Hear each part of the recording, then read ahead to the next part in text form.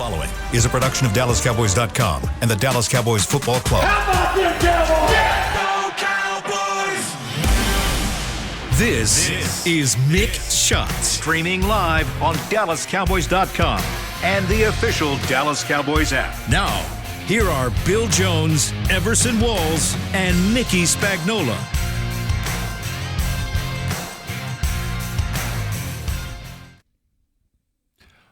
Well, here we are. It's the Monday after a Cowboys victory. There we go.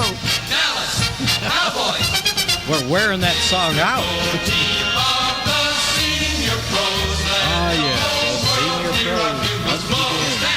And,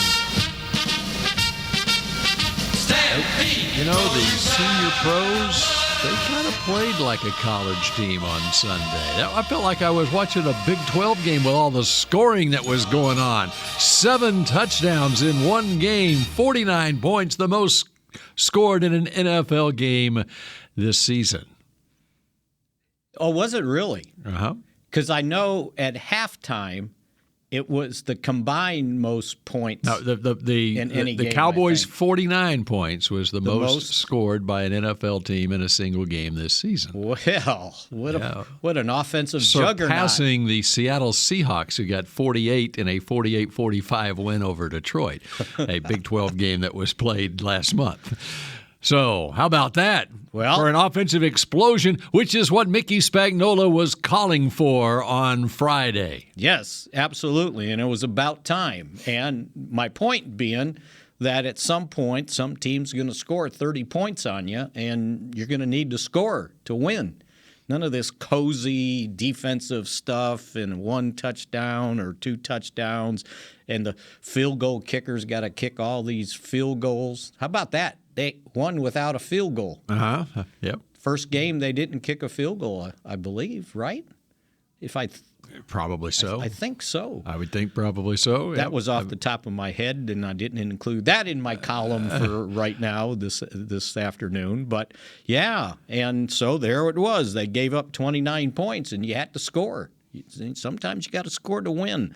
You know, this whole thing about complimentary football, well, it's great when the defense is doing its job, but when it gets nailed for 29 points, then, yeah, you got to score. You know what I prefer rather than complimentary football with the E, C-O-M-P-L-E? I like complimentary football with an I, like you C-O-M-P-L-I, where we have nothing but compliments for the performance on Monday. And if you think about it, from a defensive standpoint, they very well would have held them to 19 points if it wasn't for the BS roughing the quarterback penalty that took the interception away. They went down and scored a touchdown, and then I don't know why the Cowboys thought they had to be aggressive at the end of the half when they got the ball back with less than a minute to go, throwing the ball downfield that gets intercepted, and they ended up they got aggressive because the Bears had shown no ability to stop them all day long. Right.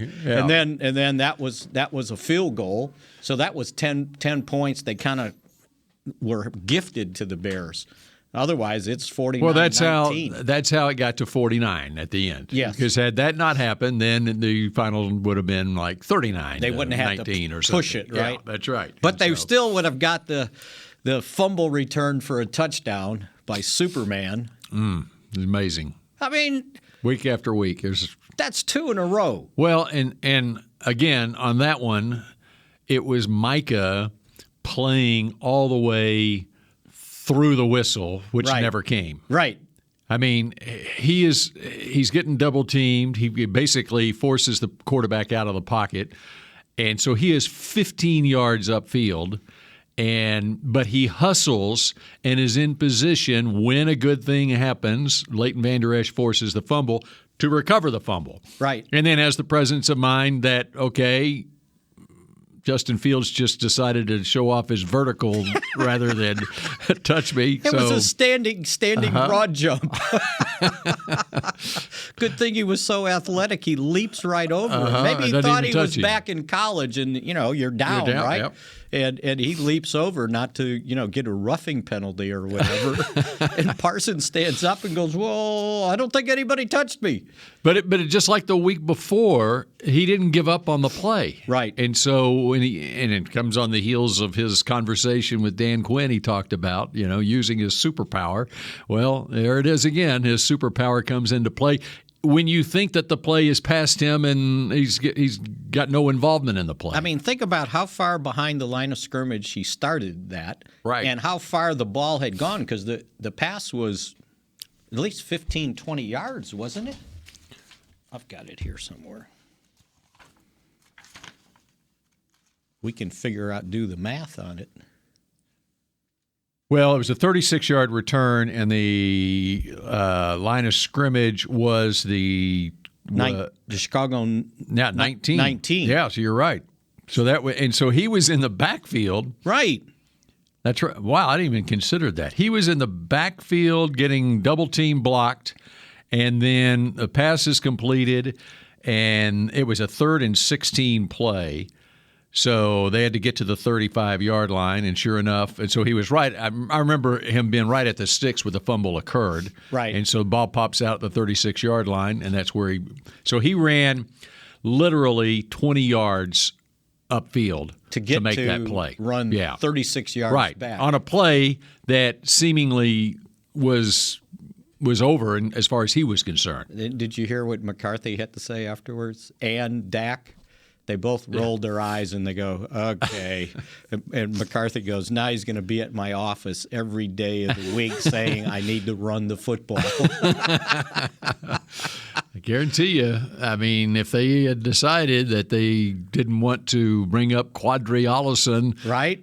Parsons could have been their emergency if he was back. Totally healthy, right? Yeah. Because remember in high school that one year he ran for like 2,000 yards or some ridiculous number, and all these touchdowns as a running back, right? And playing defense at the same time. Yep. And even Dak's like, oh gosh, now I got to hear this all day.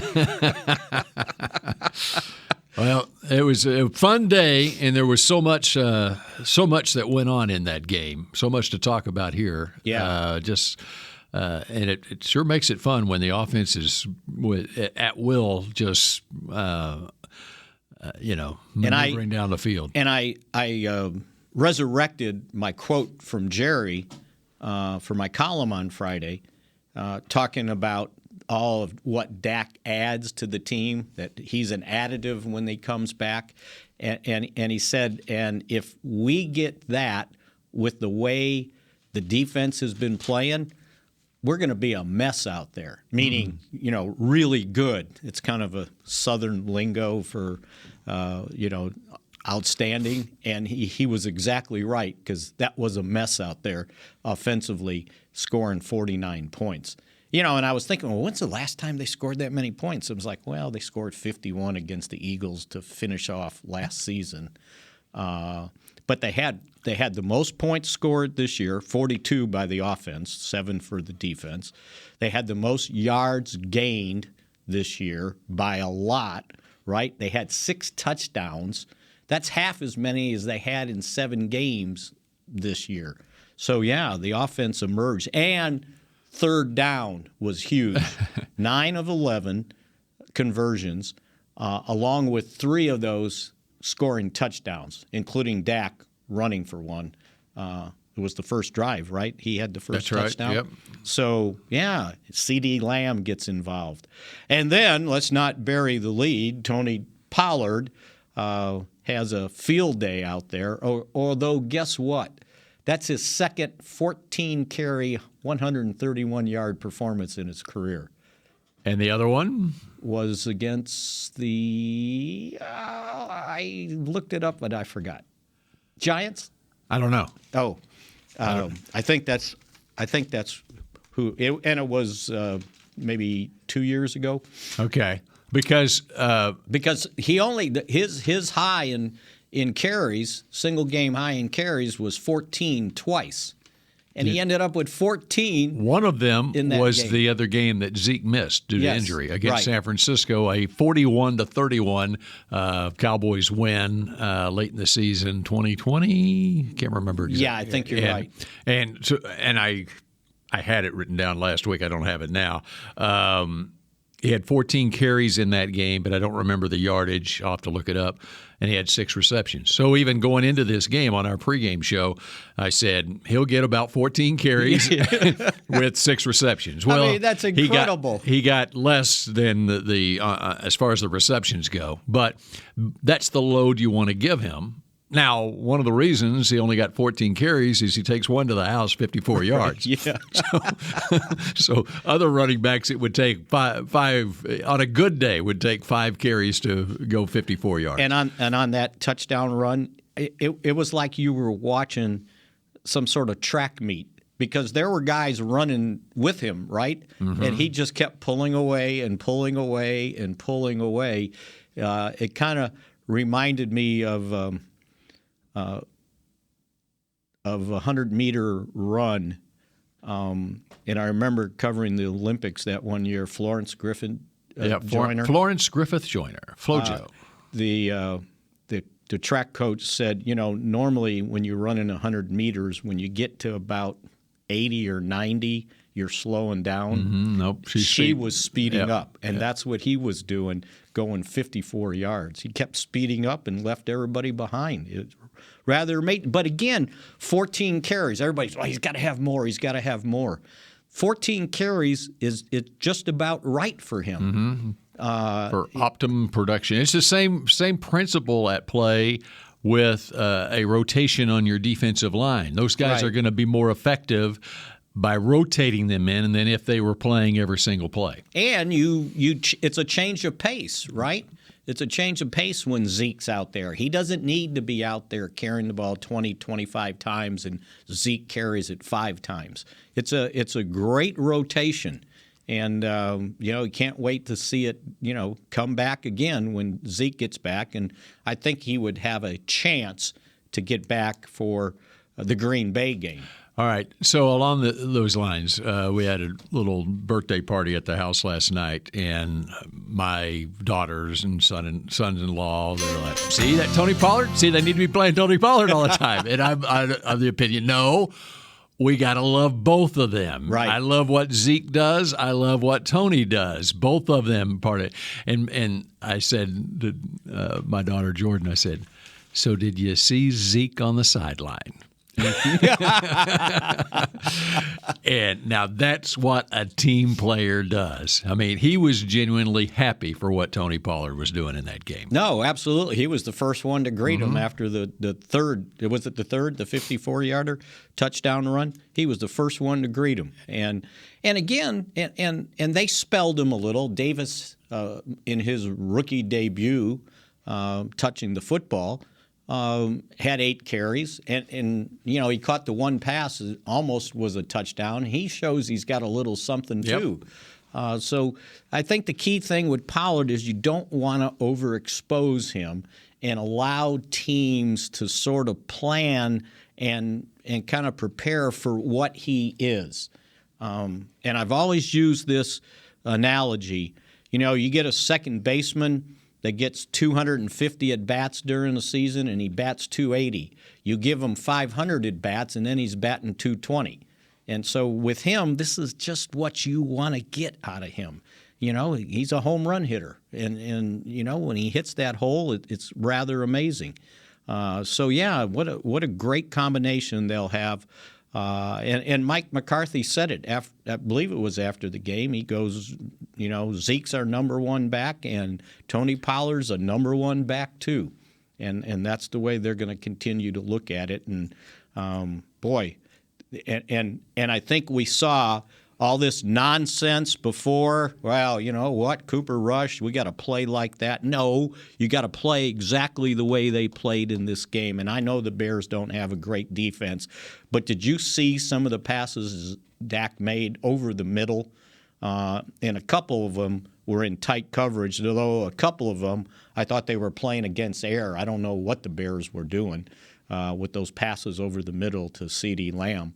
But yeah, and then pulled the ball down and ran with it a couple times too. All right, we'll get into much more of that. The other point on Pollard, I talked about Zeke's attitude in that relationship.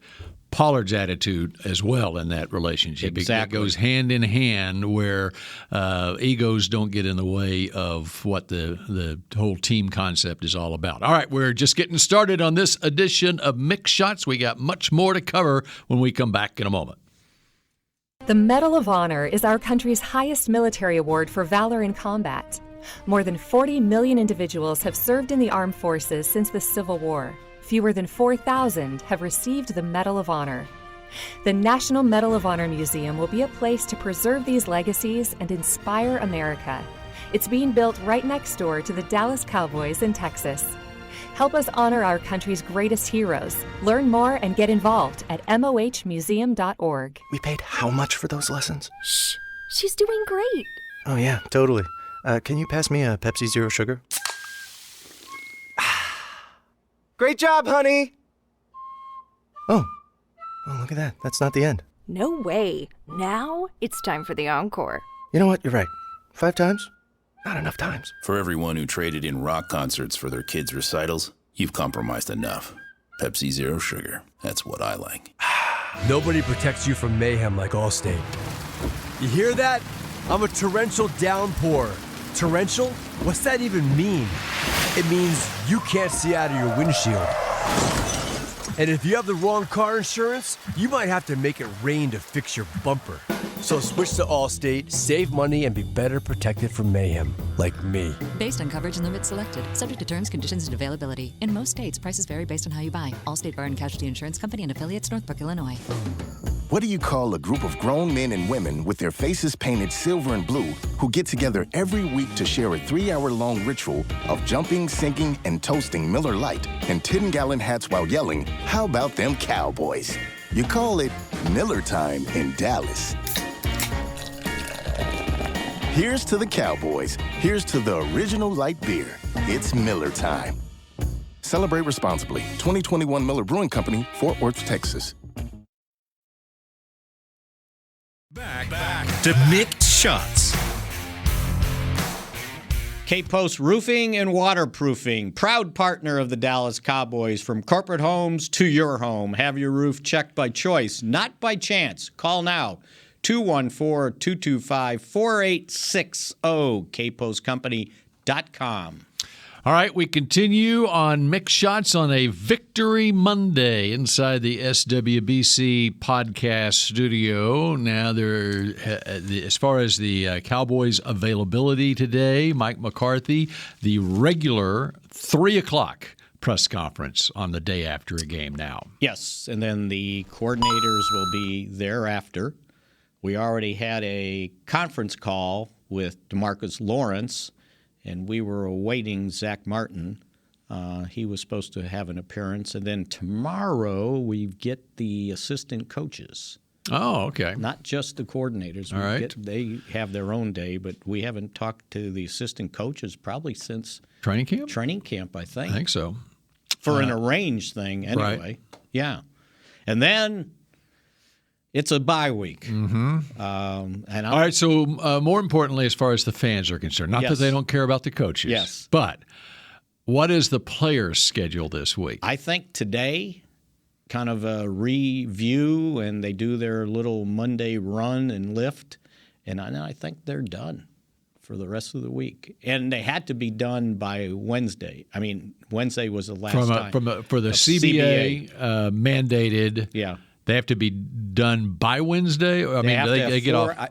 I think the rule was 4 consecutive off days: Thursday, Friday, Saturday, Sunday. Okay. But I think McCarthy basically told them that They're getting after 6. today they're getting more, So which will help them get healthy. Because one of the things I think that got overlooked yesterday was the number of people that were missing in the game, and it's not just Zeke. Noah Brown was out. Then Malik Hooker was out. They ended up losing Anthony Barr with like 2 minutes to go in the second quarter. He had 25 snaps. Then at one point, Jaron Kearse had to go off twice and come back. Donovan Wilson ended up cramping up and going off. I believe he ended up coming back. And Jordan Lewis was missing. So Sam Williams. And then Sam Williams, too. So think about the guys that stepped up in those guys' places. Deron Bland goes in for Jordan Lewis, breaks up a pass in the end zone, right? And really played, I thought, pretty well. I only remember the guy he was covering catching a ball once. So you had, at times, Marquise Bell in there at safety. McQuamu had to play more at safety. Dante Fowler Jr. more at defensive end with Sam Williams out. We talked about Tony Pollard, but Malik Davis got to play to help out. Jalen Tolbert had to start as their third receiver when they went out there with three wide. Then Connor McGovern goes out. Jason Peters comes in. Right, and that was short-lived, but Peters was in too as a blocking tight end. They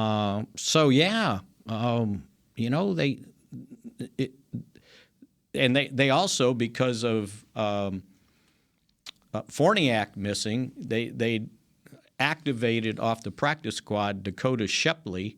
We had talked about him, kind of a guard center, had played in the Canadian Football League, and he was on special teams. So there was a lot of guys that hadn't played as much that had to step up and play in this game. And once again, we see what these tight ends are doing. And I think I added it up. Between the three tight ends, Schultz, Ferguson, and Pendershot, they ended up playing 94 snaps together, combined. Total. Schultz had 41 snaps on offense. Ferguson had 32 snaps, and Hendershot had 21. Yes. So a total of 94 snaps for the tight ends in the game. No. Or McEwen is another one. McEwen is the other one with 14, so it's 107. 108 or 107. So that's a lot of snaps, and they went a lot of two tight end and even three tight end at times. And how about on that Pollard touchdown run? Yes. Ferguson and even McEwen downfield, but he didn't have to do much. Just don't Zach Martin, push the guy from the back. But it was Ferguson, right, who made the key block there, springing him. Yep. So I love Ferguson. I think he's going to be really good. Training camp, yes. And just hearing him talk in training camp, I mean, you can tell. And Hendershot's from that same mold. These guys, they are, even though they're rookies, they have a veteran sense about them. They played a lot of football in the Big Ten, where they emphasize the tight end at Wisconsin and Hendershot at Indiana, and they're subtly different, in types of tight ends. And the Cowboys, when they went into the draft, they knew they had a need at tight end, and this was a very deep draft as far as tight ends are concerned. And I know that they were looking at a guy in the second round. They were hoping to get one in second or third round. They decided to go a different direction, and they hit on two of them in this. Obviously Hendershot wasn't drafted.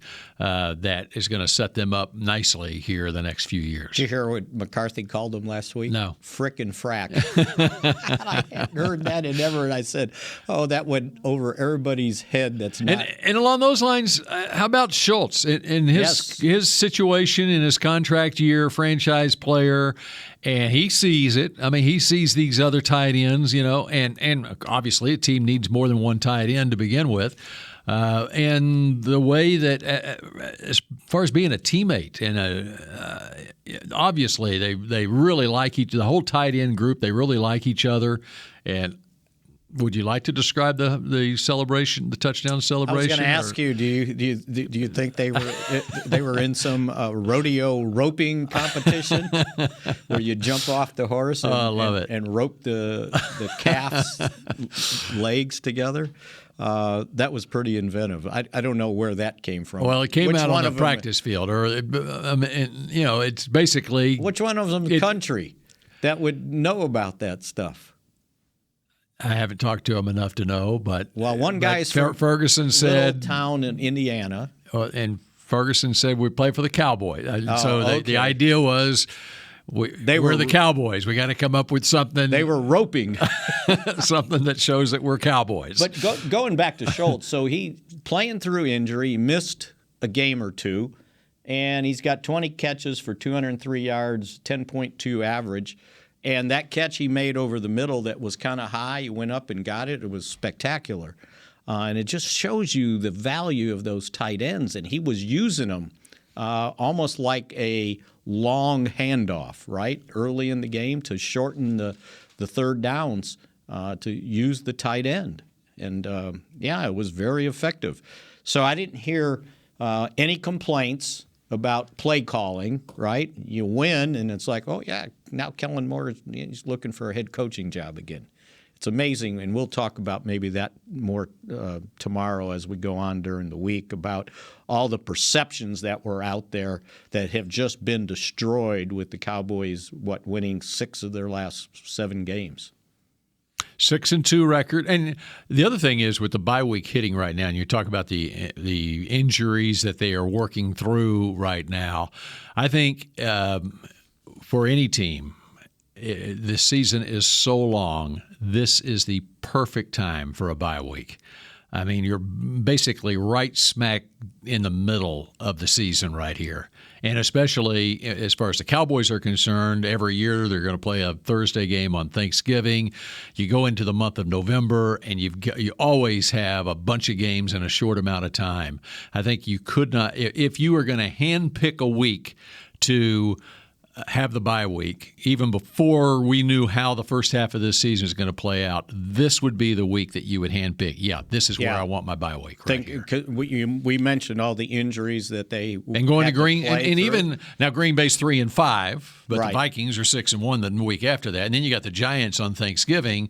I mean, this is a big stretch coming up here, leading up to Thanksgiving. Yeah. And with all that's going to be happening with the McCarthy going back to Green Bay next week and so forth, this is the perfect time to get healthy and to take a breath, and now you start your last half of the season. And that was his take after the game. He said, I want them to get away, although knowing this team, these guys will be back in here this week doing something. But they deserve a break the way they've been working. I mean, think about it. You go back to when did the plane leave for Oxnard? July 25th or something around that? Yes. Yeah. And so you're looking at August, September. You're more than 3 months into it. And if you're going to where you want to go in February, okay, November, December, January, it's another 3 months. You're basically at the halfway point of what you hope your journey is. And you've played 8 games, and some of these guys had to play all 3 preseason games. So that's 11 games, right? And the 2 scrimmages might as well have been games. This break can't come, I think, at a better time. They're sitting there 6-2. So we were waiting for the conference call to start today, and somebody just kind of said out loud, well, when's the last time the Cowboys have been 6-2 in consecutive seasons? And I think our Bront, after a slight pause, because he looked it up. Our media relations man, Bront. 1994 and 1995. Those are good years. Was the last time. And we know how those turned out, right? 2 NFC title game appearances and 1 Super Bowl. Okay. So mark it down. So how'd they do in 92 and 93?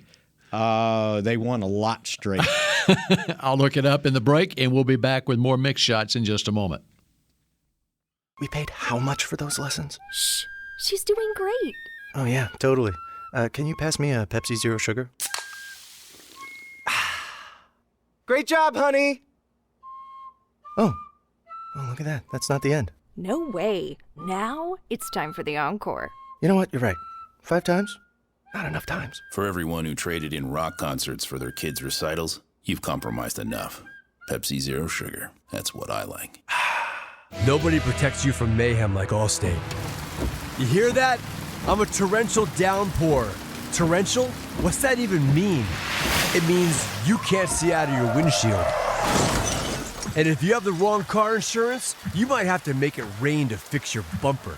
So switch to Allstate, save money, and be better protected from mayhem, like me. Based on coverage and limits selected, subject to terms, conditions, and availability. In most states, prices vary based on how you buy. Allstate Bar and Casualty Insurance Company and affiliates, Northbrook, Illinois. The Medal of Honor is our country's highest military award for valor in combat.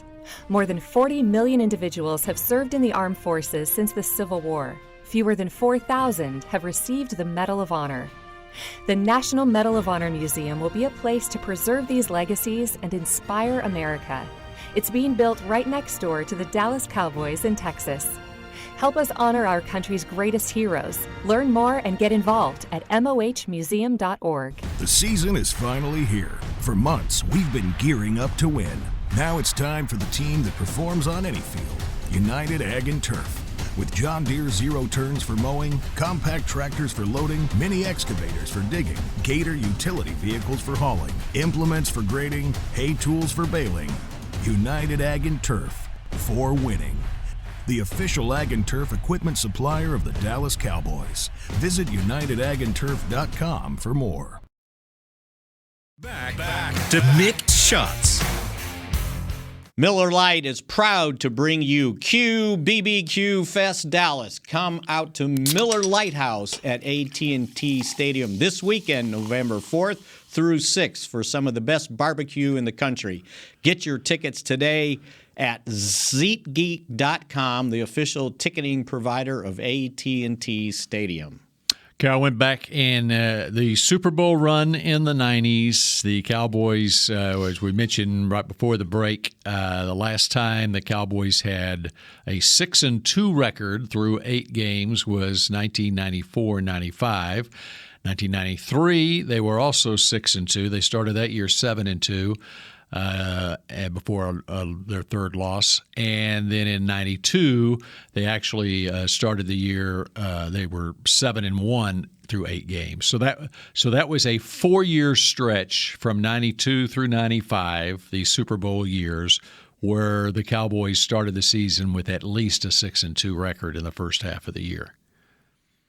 So they were in 91. They were 5-3 at the halfway point. And unfortunately, in 1986, they were 6-2, and then the roof in 96 they were too. In 86. Oh, 86. Okay. And they were 6-2, and the roof caved in because Danny White broke his wrist and tore a ligament in the 9th game against the Giants, and they only won one more game, and the Giants never lost another game. So they wound up 7-9 that year. So in 86 they were 6-2. In 85 they were 6-2. In 84 they were 5-3. There you go. And 82 was the strike season. They only played 9 games. So this I thought was a really good story in this game that may have gotten overlooked. But their rookie 5th-round draft choice, Damone Clark, got to play for the first time in his NFL career. And if everybody remembers the story, during the combine, it was discovered that he had a disc problem in his neck and needed surgery to fuse 2 of his vertebrae together where the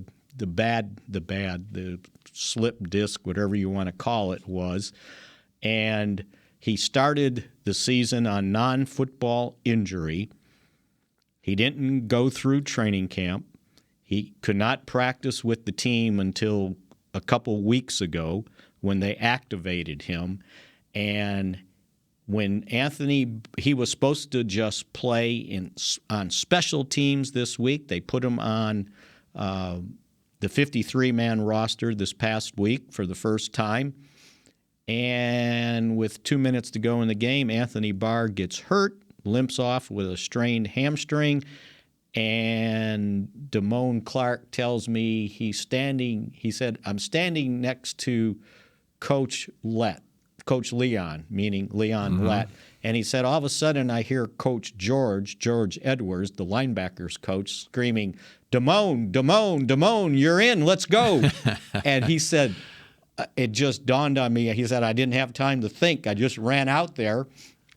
And I saw it happen. Leighton Vander Esch saw him coming into the huddle, and Vander Esch gives him a big hug. And Clark said, Leighton says, all right, brother, let's go. I got your back.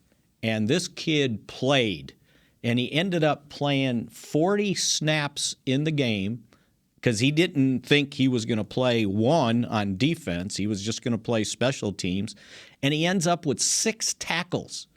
I will say right now, you are looking at the future starting middle linebacker of the Dallas Cowboys. This guy, I thought he snuffed out a couple runs that it was amazing to me that he hadn't played in a game since LSU's final game of last season. And he comes out and ends up with 6 tackles. 1 solo, I think it was 5 assisted. And the team leaders in tackles yesterday, there was 4 of them. They had 8. He was next with 6, and he played 40 snaps. I thought it was an amazing story. Someone asked him afterwards, did he think about his neck? And he goes, I didn't. He goes, I didn't think about it. I knew I was healthy, and I knew it was ready to play football. And he just sounds like a great kid. He's got a great nature.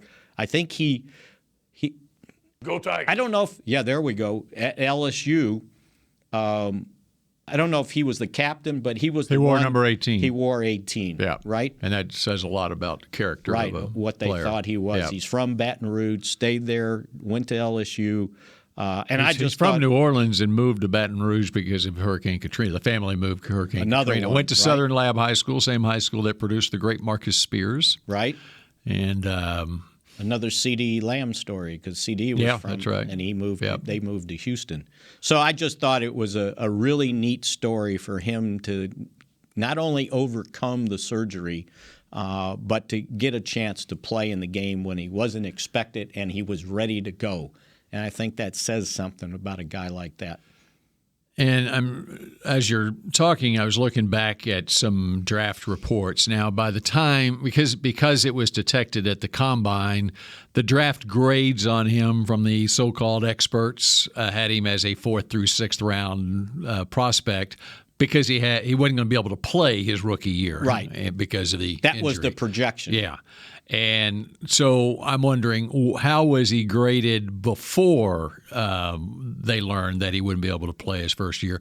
And I'm thinking he would have been 3rd round. Now middle linebackers typically don't go as early, right? Unless they're just freaks of nature. And he, so I would think he for sure is a top 100 prospect. Yes, and even if fully healthy. And so that shows you, for him to get back before mid-season of his rookie year from that, and just the because the football gods put him in the game, first time he's active and he gets 40 snaps and shows what he can do. I mean, the Cowboys made a very prudent move there with 4 fifth-round picks to use one of them on a guy like him. And they might have used, if they had 1 fifth-round pick, he might have been the guy that they picked. And another 5th-round pick they used was on Deron Bland, the cornerback, who's got to start his 2nd game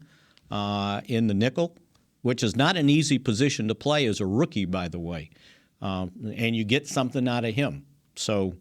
And another 5th-round pick they used on John Ridgeway, who they, because of roster maneuverings. They lost to the Washington Commanders. Well, they thought so highly of him that they went out and traded for Jonathan Hankins last week to replace him, basically. And Hankins played. Roster. I forgot to mention him. He played his first snaps with the Cowboys. And let's see, he ended up with 33 snaps, 42% of the snaps in the game. And you know, he was a presence in the middle. He ended up with 3 tackles. That's what you're looking for. That's what you wanted, right, against the run. So, yeah, there was a lot of contributions from guys that you probably don't know much about. And I don't know on the TV broadcast if they made a big deal out of Damone Clark or whatever, but took a while for them to notice that he was in the game wearing 33. 33, huh? Now, Darryl probably noticed right off the bat. Yeah, I think he did. But sometimes the analyst doesn't have time to point that out yet. But yeah, it was a neat day for that kid. Speaking of that, before we let yesterday get away, as we go into tomorrow, Emmett in the broadcast booth with Darryl was great. Yes. They reenacted the hug from 20 years ago. Along those lines, did you see the end of the Carolina-Atlanta game? I did not. DJ Moore for the Panthers. Oh, the wide receiver. The wide receiver. Somewhat talked about. They're down. Carolina is down. This relates to Emmitt Smith. Carolina is down 6 points, final seconds of the game. P.J. Walker lofts a Hail Mary towards the end zone. What a great throw it was. Great catch in the end zone. Complete. Touchdown. That's how they... Game tied 34-34. DJ Moore celebrates in honor of Emmitt Smith. You remember the Super Bowl 28 MVP in Atlanta. Yes. He takes off his helmet. No. The Emmitt Smith rule, of course, was born because of that Super Bowl win, basically, when Emmitt did that. And in Atlanta, DJ Moore takes off his helmet in the end zone, so now Carolina's got to kick a 48-yard field goal to win the game. They miss it. They go to overtime. Now, Eddie Pinheiro... He missed the extra point. Yeah, not in field goal, but the point after. Yeah.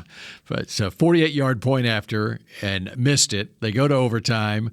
Now, in overtime, Carolina got down and had a 32-yard field goal attempt that they also missed. Oh. So I guess DJ Moore can say, well, we would have missed the extra point anyway.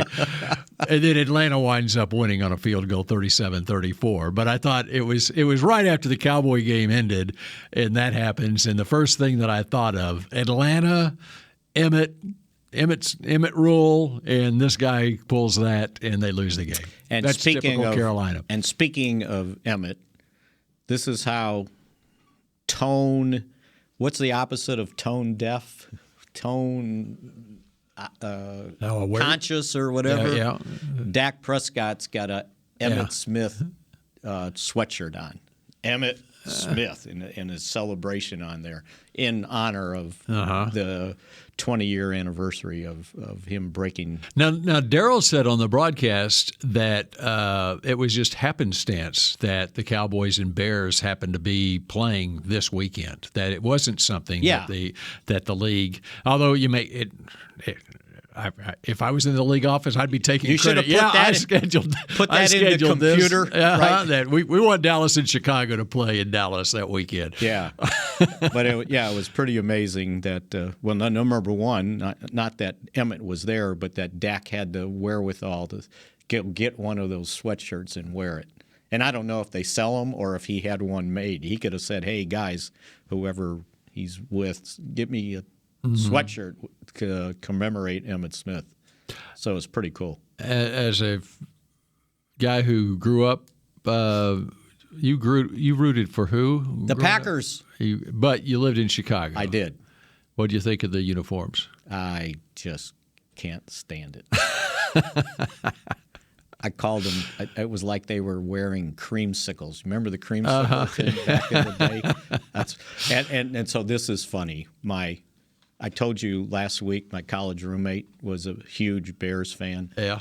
And I texted him and I said, they're in. This was before the game started, right? I texted him and said, "Oh, they're in those orange jerseys with orange helmets," and he goes, "Oh no!" And then he texts me back in the middle of the first quarter, and he goes, "Why isn't this game on? They're showing some replay of a Clemson game." and he got me, right? I said, "No, the game should be on." And then he goes, "Gotcha." Reference to the orange jerseys. All right. So we'll do it again Tuesday and Wednesday. We will. And then we're going to take some time off the rest of the week through the bye week. And so that does it for Mick Shots on a Monday. And we will shot at you again tomorrow at noon. Go Cowboys. Oh, there you go. This has been a production of DallasCowboys.com and the Dallas Cowboys Football Club. How about this, Cowboys? Yeah!